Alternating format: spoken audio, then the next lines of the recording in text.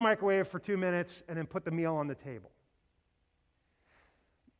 Thanksgiving meal, I remember as a child, started very early in my house. I'm sure it started the night before, but I can remember it starting very early. I think before I got up, Mom was already up taking care of things very early. Maybe got up, put the turkey in the oven, went back to bed, got up later, right?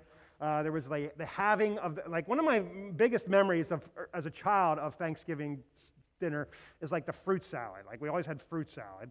And we had grapes, and this was before they made seedless grapes, I guess.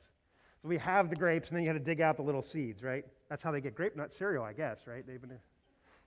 So we would have the grapes, and we'd dig out the seeds, we'd watch the parade on TV or whatever, right? And preparation, you get up early, but that isn't when it started. Getting up early isn't when it started. You worked the night before, didn't you? You did some preparation the night before, but that isn't when it started, is it? There was grocery shopping. And there was turkey thawing. Did you get your turkey out of the freezer? It's time. Time to get your turkey out.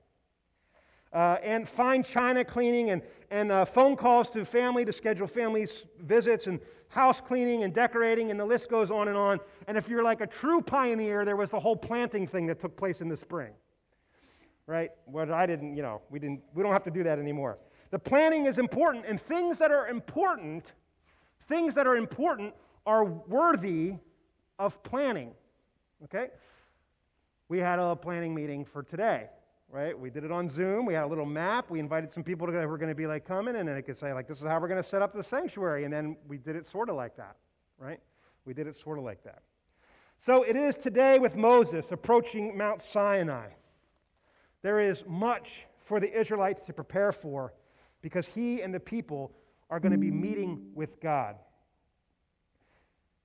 So as we prepare to meet with God, this is a statement for all of us. We do that on a regular basis. We meet with God. We call this Sunday morning gathering an encounter because we believe that we're meeting with God. But this isn't the only time that you meet with God. When you decide that you're going to set yourself apart and have devotions in the morning, you're doing that so that you can hear from God, you can experience God, you can meet with God, right?